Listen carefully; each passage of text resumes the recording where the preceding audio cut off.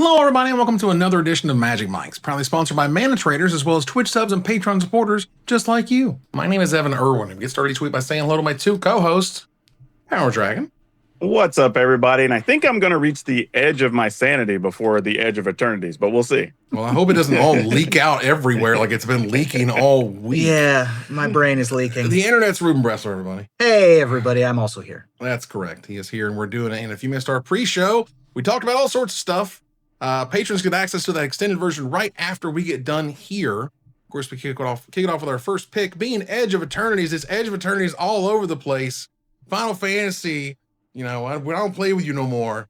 It's Edge of Eternities all the time. We're doing this. We're making it happen. It's cool. If you didn't know or haven't been paying attention, this set has leaked ridiculously. Someone or multiple someones have gotten lots of packs, multiple boxes, have spoiled a ton of this stuff. My guess here at this point is Wizards is just trying to do their best to keep up with those leaks, because if something is leaking, you want an official, nice-looking version and not the potato that came off somebody's phone, right? Which is really annoying. But it did have some neat stuff to talk about, and I think what my favorite bit of this is, and I said this on Twitter, which is this set sets us up 100% for Star Trek. Sure. Just some space related thing. Yeah. Right. Just right on there, Star Trek, Star Wars, connects back to Doctor Who. There's a number of space themed exploration. Oh, what was the one with why shows. can't I remember the name? The one that had the big portals that you would go into to what was the name of that? Stargate. Stargate. Yeah. Stargate is a good one. A fun lore question for Red Dwarf Irwin lore. I worked on a Stargate trading card game for a very short amount of time in 2004.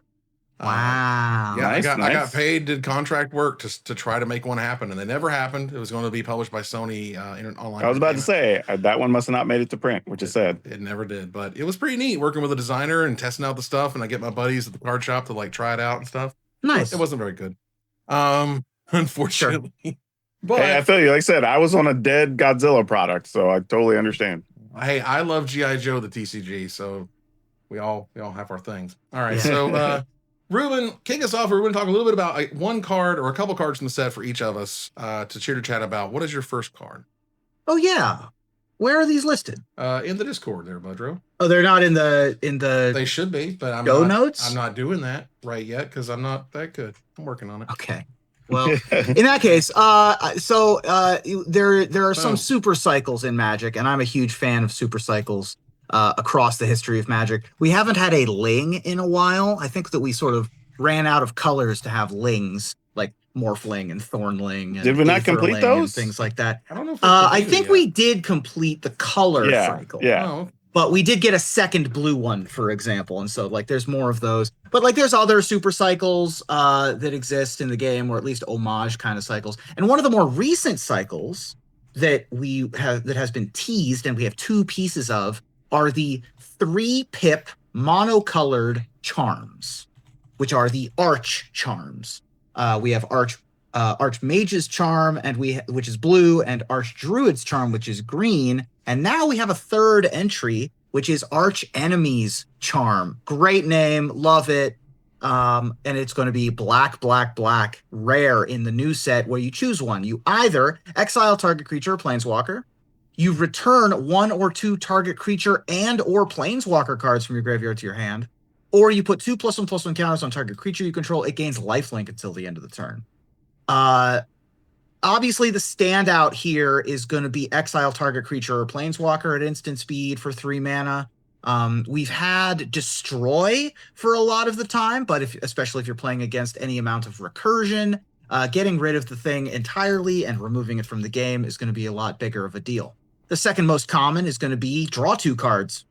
from your graveyard. Over the course of a long, grindy game, you're going to want to get back a creature and a planeswalker, or 2 creatures or 2 planeswalkers to be able to refuel your mono black, presumably, deck at the end of your turn. And oh, by the way, classic Reuben thing, you can mark that off on your bingo card. Oh, by the way, if you need to gain some life against a red deck and you've stabilized at 4, and you have a 2/2 in play, you could do worse than putting 2+1/+1 counters on a creature and giving it lifelink till the end of the turn. So That one's probably not going to get used a ton, but when you need it, you need it. And so we've got removal, we've got some life gain, we've got some card advantage. I think this is going to see standard play, and I would be kind of surprised if it didn't.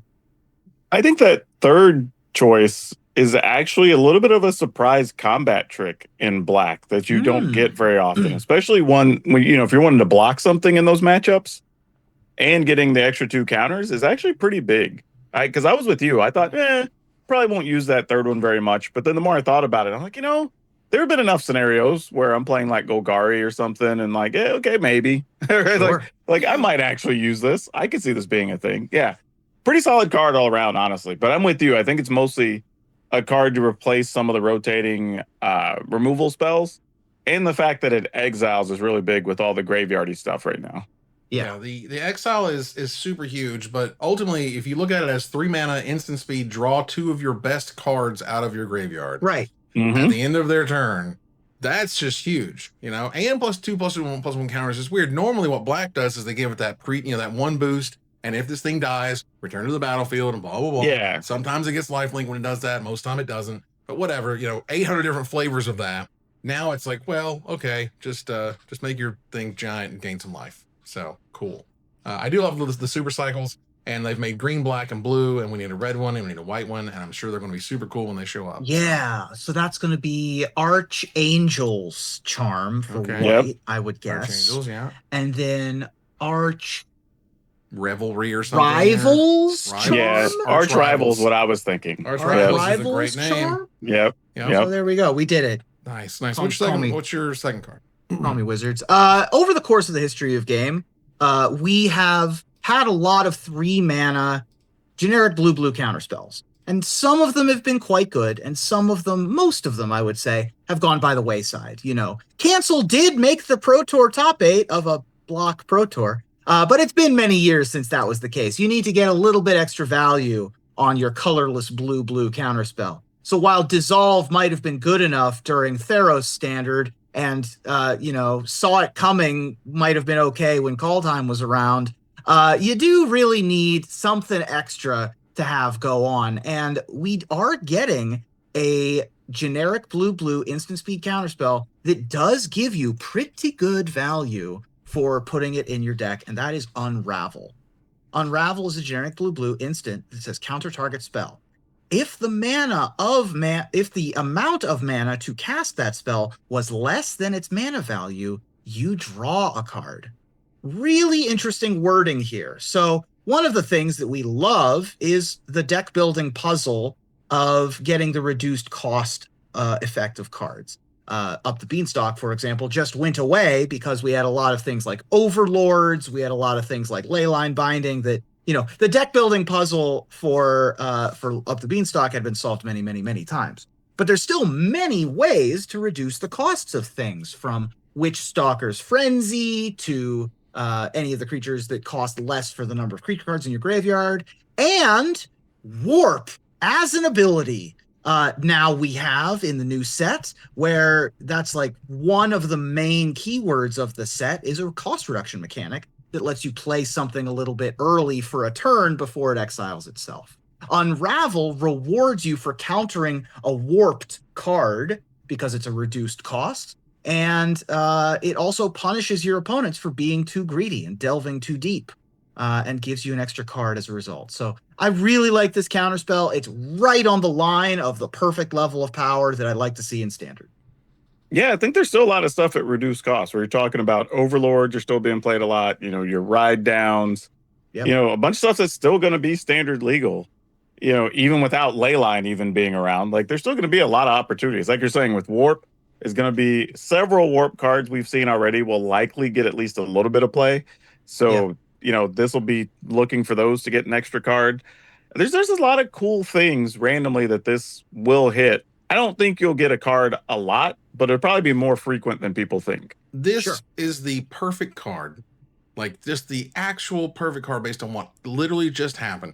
This is the perfect card where people in Wizards are losing their minds over this argument of whether to get rid of Up the Beanstalk or not, because this is the perfect card to punish those decks. This is the perfect card to make them not want to play this town isn't big enough for us. And all, what I'm saying, all this stuff that was an issue and the overlords being too good, question mark, and so on, this punishes that exactly. And they couldn't say nothing. And so the question was, are we wanting to try to get this out there and then maybe do it? But like the timing was weird. They already set the timing for bannings. They couldn't do it. They weren't going to show it early anyway. So, and it wasn't going to necessarily stop those decks from being good. It's just, this is the type of thing that tries to keep a format in check, but the format had already been gone, and Up the Beanstalk has already done so much damage. A 3-mana counterspell is not going to change the course of that history. Hell, those decks would probably play this card. I mean, like, seriously. Perfect. If any of the crystals from the Final Fantasy set end up being good in standard, this will be able to fight against those decks pretty well. In addition to all of the normal. I just think it's a card for 3 game formats. You're going to have to play traditional stuff. The best of one is not going to see this card. It's just not. The cancel is not worth it. But you're in the mirrors, or whatever, or of the overlords, or if you're against obviously the overlord type decks, it's going to be fantastic. Play 3 or 4 on the sideboard. Where this shows up in best of one is if some instant heavy deck, some blue base, whatever is a thing, then you go ahead and play it. But I don't think people are going to play it a lot otherwise. All right, so for my choice here, my first choice, this card, this is one of those cards where, oh my God, this is one of those cards, like, as a Magic player, I'm losing my mind. As someone who doesn't want to, be crappy and show leaks for potato cameras and so on, and I don't like to mess up, sets being, laid out officially via Wizards, call me whatever you want, man. I've been doing this a long time, but, I like when Magic cards are kind of respected and not just, blah, blah, blah, they're vomited all over you, and here's what they are. I'm still going to read them. So I'm sitting there and I'm like, someone had leaked Dawnsire, Sunstar, Dreadnought, and I was losing my mind. This is the ultimate Timmy card. The ultimate Timmy card. This is better than Craterhoof because of all the wacky numbers on it. This card is nuts. I love everything about this card. This card was made for me. It is a 5 generic mana. Do nothing. Let's go. We did it. Yeah. 5 generic mana, do nothing. Yes. That's exactly right. Excellent. I love that. It is a legendary artifact spacecraft. It's mythic. It has station, the station mechanic, which is more convoke than crew. Right. Tap another creature you control, put charge counters equal to its power on this spacecraft. Station only is a sorcery. It's an artifact creature at 20+, but it has 2 of these. At 10+ counters, whenever you attack, Dawnsire deals 100 damage to up to 1 target creature or planeswalker. 100 damage. Let's go. That's awesome. Big numbers are awesome. If you hit that stupid spirit that deals it to another target, what's that red card? That red mythic guy? Screaming Nemesis. Screaming Nemesis. There's your combo. Get the old Boros Reckoner trick. Exactly. But for 20+, it becomes a 20/20 flyer. Sure. I mean, come on, guys. Great. It's awesome. I love that. I love it. Big numbers, does crazy stuff. Fantastic mythic. Fantastic. Yeah. I love the 100 damage because it's just for looks, right? Yeah. It's like in the last set, the Final Fantasy, where we had Overkill, right? Yeah. Your creature gets minus 999 or whatever. It doesn't matter. Once you're over 30, whatever. It doesn't matter. Right. It's just but it's cool. It's a ship that when you attack, you call down a laser from on high and it just obliterates one of your opponent's creatures. Greatest Timmy card of all time. Unbelievable. Yeah. Now, again, there is Screaming Nemesis. I think Barb's Servitor is still standard legal at that point. So there's some random options. You could maybe get your opponent for 100 points. But yeah, it's just a fun card. And the Timminess comes from its 5 mana effect nothing. Yeah. Doesn't even draw you a card or anything. It's just you're going to do the stupid stuff with this and you're going to have fun with that. This ain't winning tournaments. This is going to rock so many casual tables and make so many people happy. It's going to be fantastic. I love it. That's the thing that got me about the card when I was looking at it. I was like, this is a mythic rare. They felt the need to make this a mythic rare. So maybe 5 isn't crazy for what it does. For sure. We might find some things as the set gets previewed of when you station, add an additional counter or whatever, right?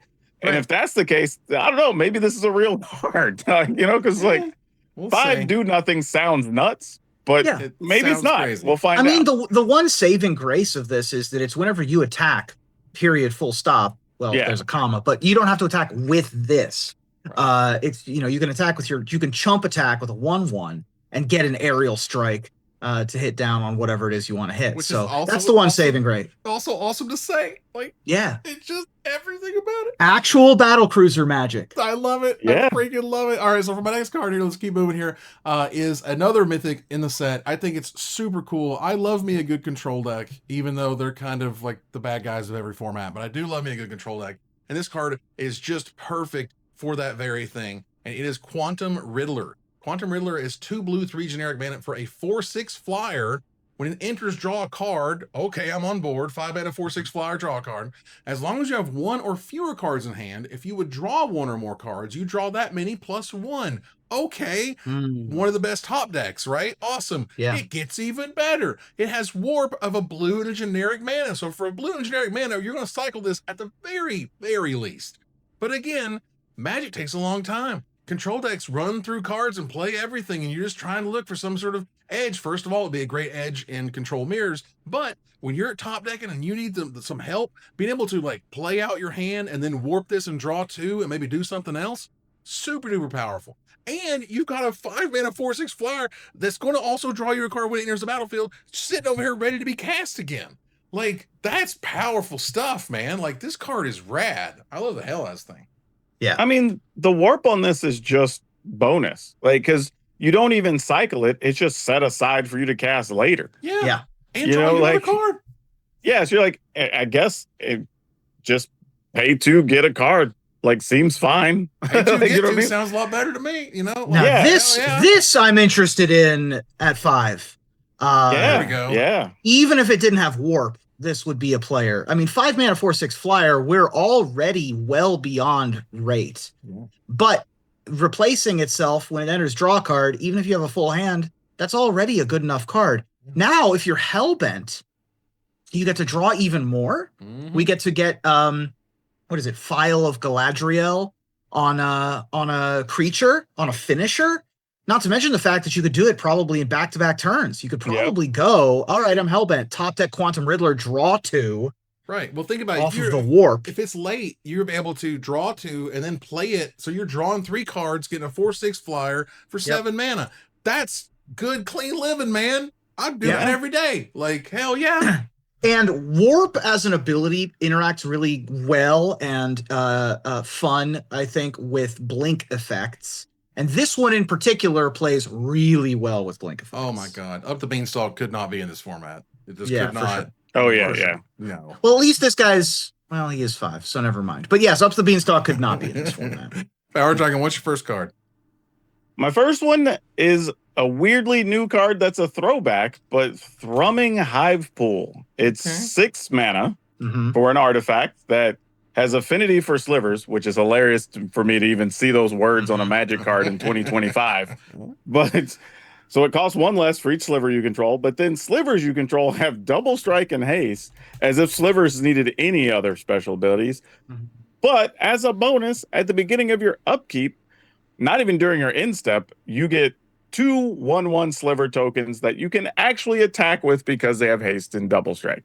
Like, now that's all fine and good, but I just want to talk about this card because this feels like we're unlocking a conspiracy theory that we thought years ago the slivers might be aliens. Because we weren't 100% sure while like the bad guys way back in Wrath actually discovered the slivers and started, genetic mutations or whatever. And now I feel like we've gotten confirmation that slivers might actually be extraterrestrials. Look, the mystery booster playtest card of Slivdrazi Monstrosity could very well be a preprint. We've seen this stuff before. It's happened. Eldrazi are slivers and slivers are Eldrazi and slivers get, Eldrazi mechanics. I mean, big Cloverfield energy here for sure. Just saying, don't act like they can't do it. Also, ancillary to this, Kavu also showed up in space, which was kind of surprising. Yeah. Space lizards. I love lizards. Dig it. All right, what's your second card?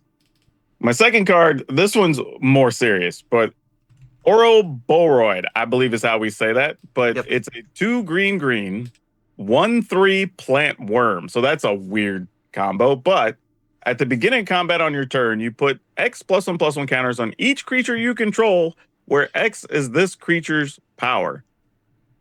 Each. Yeah. Each. Yeah. It says each. Like, the words on this card, I literally read it like 3 times and went, wait, this does what again? Each. It says each. And even if that's you have crazy. nothing else, if you have nothing else to pump this card, if it survives 2 turns, it is giving your team 3 counters because it doesn't say other creatures. No. It says each creature. So it's insane. This is the type of card that will always be $30+. Oh my God, yeah. People that want to play double your +1/+1 counters, your Black Panther decks, your whatever, like this is going to be a valuable card.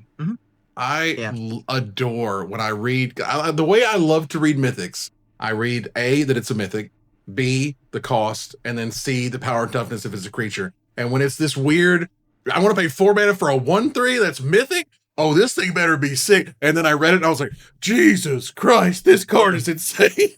Yeah. And it does multiple things, not just each creature getting counted. It's during your combat step. Right. You don't even have to wait till end of turn to trigger it. You get it immediately. You better have a removal spell right this second. Yeah. You better kill this thing right now. Oh my God. Talk about a limited bomb. Jesus mother. Yeah, I mean, even if you're just playing on curve in limited and you play a 2/2 for 2 on 2 and a 3/3 for 3 on 3, you play this on 4 and you're attacking with a 3/3 and a 4/4. And then the next turn, you're attacking with a 5/5, a 7/7. Yeah, they're just out of reach at that point. Yeah, it's just if this survives till your next turn, it's over. If you get 2 triggers out of it, it's probably just over. And much less if you have any amount of synergies, any amount of proliferate or hardened scales or whatever. Yeah. There's a reason the numbers are as low as they are. Like, you're real lucky this doesn't have 2 toughness. Like, I bet there were many arguments in R&D about why should this thing not be 2 toughness? Because shock should kill this? Question mark? Maybe. We'll see.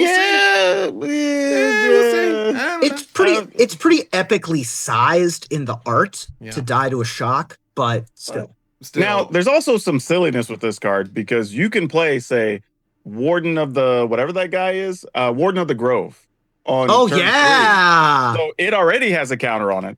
Then you play the Ouroboroid on 4, so it gets a +1/+1 from the Warden having a counter. Warden of the Grove was already stupid. This card is actually so now everything gets 2 counters, and you're loading the Warden for your next card, right?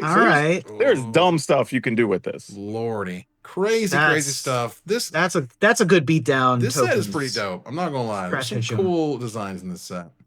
All right, let's move on here to the first pick of the Gather the Townsfolk. Thanks to our sponsor, Mana Traders. Goodness, the best tool to enhance your Magic Online experience. Go rent cards, play in events. It'll be great. Use the code MagicMikes_VG8. That's video game 8. And yes, it did change. MagicMikes_VG8 for 10% off your next subscription with Mana Traders. Tell them we sent you. We appreciate them sponsoring the show. Can we get that in the chats? In the chickadee chats? You can paste it in the Discord and I can put it in the chats if you like. I got it in the Twitch chat. All right, so there you go. I'll get it over here in the YouTube chat. All right, so that said, we're about to have a standard renewal, and it's easy to understand when they make a 1.5 minute long video explaining it to you. So a lot of things are changing, particularly the fact that we have sort of 2 concurrent standards. With Alchemy Standard is not standard. Alchemy Standard is standard plus a year, basically. And so that helps you kind of figure out the alchemy stuff, all the alchemy, stuff and their base sets all the way through. Outlaws are leaving, and Alchemy will include the past year of sets. So cool. It'll have Bloomborough all the way to Edge, which is fine. It's weird, though, because they spoil some part of the alchemy version of the Edge of Eternities, because they say all of these check lands, the cycle, I think they're called check lands, are going to be legal in that alchemy standard because they're going to be in the alchemy of Edge of Eternities. So cool, I guess. Yeah. They wanted to have a good mana base to play with. So that's a lot of words for a bunch of people who don't care. Sure. I mean, I'm just being honest. Brutal. Like, I mean, seriously, like alchemy, whatever. I guess at this point. Did we not discuss the standard was rotating at the end of the year, or is that after this? No, year? That's after this year. In 2020, this like year, we yeah. get this rotation, and then the next one doesn't happen 2026. until January 1, 27. You got Right. it. All right. So for this one, at Edge of Eternities release, Dominator United, aka Sheldred, it's been real. Get out. The Brothers War, Phyrexia All will be one. March the Machine and the Aftermath, one of the worst sets of all time, will leave us, and they can exit stage left, and that's okay. And you will have Wilds of Eldraine all the way to Edge of Eternities as your standard format. So that's a whole thing. It's gonna be fun, exciting. Yeah, that's crazy. We're gonna get a rotation and still have 11 sets available in standard. Right. Well, that's the new standard. That's our new Yeah. life, right? Yeah. Is we That's have wild. 3-year standard instead of 2-year Yeah. standard. So Yeah. I'm here for it though. Like, Well, sure. call out to our Pauper playing friends out there. 1,145 players registered for Poppergeddon. That's a European event, I believe. That was. And it's giganto. It is huge, and it is cheap to play, at least comparatively, towards any other format you'd want to play, especially in paper. Absolutely. So yeah, congrats to them. respect. That's awesome. Yeah, apparently the event was really successful. I've seen nothing but positivity about the event. Right. Most played deck in the format, Jund Wildfire, was 15% of the metagame, which is exactly the number you want for the most popular deck in the room. It really is. You want to play No it joke. twice in a tournament. Yeah. Exactly what you want. Perfect. Lots of things were playable. 6 or 7 archetypes made top 8. Yep. All the photos I'm seeing are, people having a great time. People are enjoying themselves. People are, making new friends, and there's not horrific lines. There's not terrible vibes. The room looks spacious and comfortable. I couldn't be happier that 1,100 people turned out. I hope that this leads to perhaps an official big Pauper Pro Tour or something giant somewhere officially with Wizards. And I mean, you'll get that at won't. like Magic Cons. I could see him doing that and having a prize event for it or whatever. But that's probably about as far as it's going to go. I trust me. I want it. It's just like they talked about the universes within thing. It's not going to happen because it's not the original cards, and it's not really looking for it. All right, let's move on here to Desperate Ravings. Goodness gracious. The state of the International Judge Program is just it's just straight dog crap, y'all. People are just not paying attention. They don't know if it's even going to happen. Multiple timelines and deadlines have already been passed. They can't get a hold of anybody at Wizards who will talk to them or care, at least from the gist I can see from this article. Link will be in the description, and I'll drop it in here in the chats.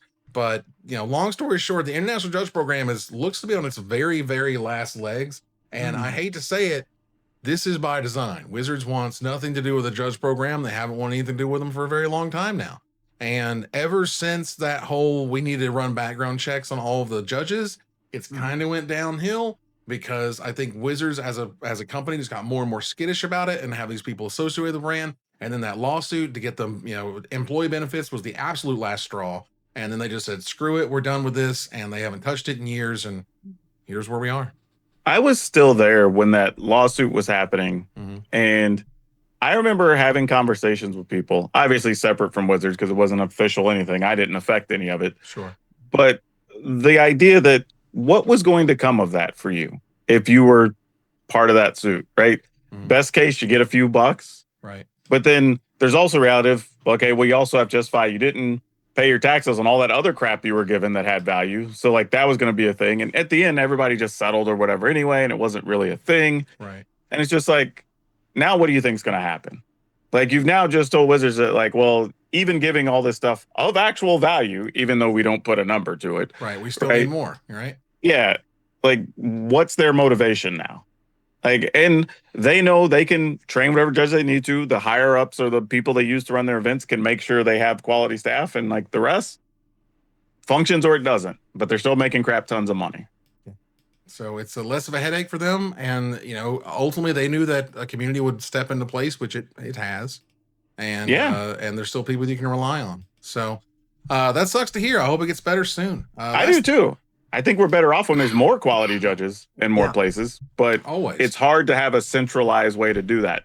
Yeah, I totally understand. One last thing I want to point out, because I thought this was great, but it's weird in one little way.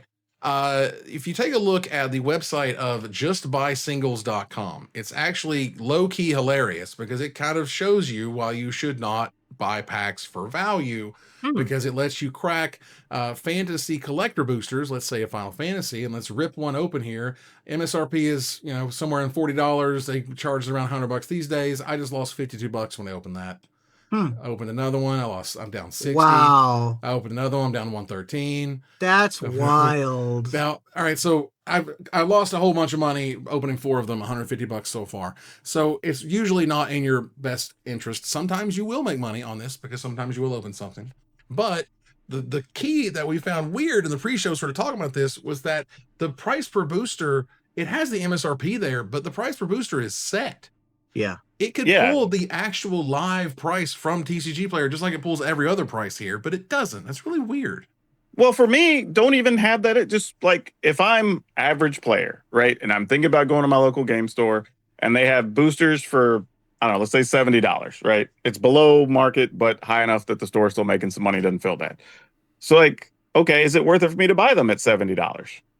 Right? This could be a resource for people, but it feels like it's set up just to make a point of like $100 a pack is stupid to buy the set at, which it kind of is. And I don't think they're wrong for having that belief necessarily. Right. But let it be an actual tool. Just let us fill in the price per booster that we're paying and then let us hit the button and we'll just see, let's roughly do this 12 packs 3 or 4 times and I can figure out the average to decide if I want to go buy a box. Right. Well, the biggest problem with Final Fantasy, and I imagine will be a problem, maybe a lesser of a problem with Spider-Man and with Avatar and any of the future Universes Beyond standard expansions, is that the collector boosters in particular are being collected by fans of the property, not by Magic players, and so they're buying. And that's what they should be. Honestly, they're collector absolutely. Product. Yeah, and so you should absolutely not go buy collector boosters as a Magic player if your goal is to open the packs. Well, which is weird for a trading card product. Well, I mean, people have their fun in different ways. Look, I just opened a Foundations collector booster and made $468. So there you go. So if you open a $500 card, yes, you too could make a little money. Sure. It's just not going to happen. So yeah, that's a whole thing. But I love that side in general. I hate that it comes more of sort of, teaching you a lesson or whatever, make an example out of this product. Just pull the current price and it's that much more usable of a website. Yeah, I'm just let me fill in a price and it becomes a real tool for people who are trying to make a shopping decision. Yeah. Exactly. I'm for that. Well, we're going to turn the corner here to the finisher. Now look, it's space, the final frontier. These are the jokes of the Magic Mike's podcast. It's going on 10-year mission to explore strange new cards, to seek out new formats and new online drama, to boldly pod where no cast has gone before. On this week's episode, tell me, what are you hoping to see when we trek into the stars of Edge of Eternities, Reuben? I'm just so proud of my setup to this one. We're getting a lot of stuff that I love about science fantasy and science fiction. We got spaceships, we've got planets, we've got lobster people. Lots to love here. But the thing I haven't seen yet that I absolutely love from 80s style schlocky sci-fi that I'm looking forward to is transportation via wormhole, which hopefully will make vanilla 6/4s unblockable until the end of the turn. Wow. Well, did you have a piece of paper and a pencil? Because we can figure crawl this wormhole. out. Ooh, or turn a 1/1 into a 6/4 because it goes through the wormhole. Okay. There we go. Very nice. All right. PowrDragn? All right. Well, one of the tropes I'm looking forward to seeing is the one where we always get where it turns out man is the monster the whole time. So I'm looking forward to the Beast Within variant where instead of turning something into a frog or a lizard or elephant, the target turns into the biggest threat of them all, a 1/1 human token. Look, man, Interstellar. It told you right there on the back. Who was the bad guy? You know what I'm saying? Look, I love time travel stories. I really do. And I wouldn't be shocked to see Magic dip their toe into some time shenanigans. And hopefully Wizards is kind enough to use those time shenanigans to go back to a time before I sold my cube. Jesus Christ. You know what I had, that stupid cube? Yeah. Oh, my Lord. Can you tell what time during the pre-show I wrote this punchline? Yes, but I sold my cube many, many years ago, and I should absolutely not have done that. Can I, on that point, I have a thing I used to tell people in my game store, because people would come in and always say, oh, I need to sell my stuff because the game's dying and whatever. And it's usually just their local pool of players that quit playing or whatever. But I always told people, hold on to it for a year. And if in 1 year You don't think about doing a booster draft. You don't think about sorting your cards. You don't think about building a deck. Then come back and sell it to me. Yeah. Right. And if at any point you think about it in that year, reset your clock. Yeah. And I had several people come back over the years and go, dude, I'm so glad you told me to hold on to the stuff and whatever. And, and some guys, they came back 3-4 years later and they're just like, dude, I'm so glad I held on to everything. So that's a little thing I told people. So if you that's even you're crosses good your at mind, PowrDragn, and that's very rare in a business setting.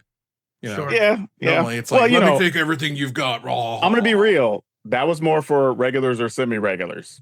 If you just walked in off the street and was selling me stuff, I was gonna buy your stuff. There I'm not gonna lie. That's what I'm talking about. Very, very nice. Bring that community in, all right?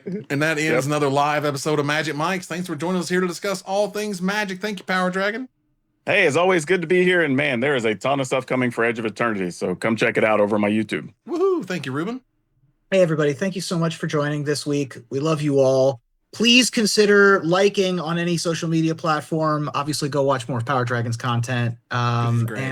We'll see you next week. Absolutely. Let's move here to our final slide. I want to thank our sponsor, Mana Traders, my co-host, PowrDragn, and Reuben Bressler, viewers like you for watching or listening. Hello, podcast listeners. Please follow, like, tweet, favorite, share, subscribe to everything social that tells people we exist. Catch us on our exclusive member Discord. Subscribe to our Patreon. Watch us live on Twitch. Join us live or taped on YouTube. Check us out on our TikTok. Follow us on Blue Sky. Join us here next week. Same time, same place. For another episode of Magic Mike's. Good night, everybody. And now we raid on Twitch Tappy Toe Claws. Oh, Tap Tap. All right. One of my favorite humans. She's fun. All right, let's go ahead and get that raid going. Thank you guys so much for hanging out. If you're on YouTube, thank you guys so much for hanging out. 30 over there. Appreciate it. For hanging out this evening. Could be anywhere else in the world. You're with us on Twitch. Go say hi to Tappy. Everybody else, we'll see you next week.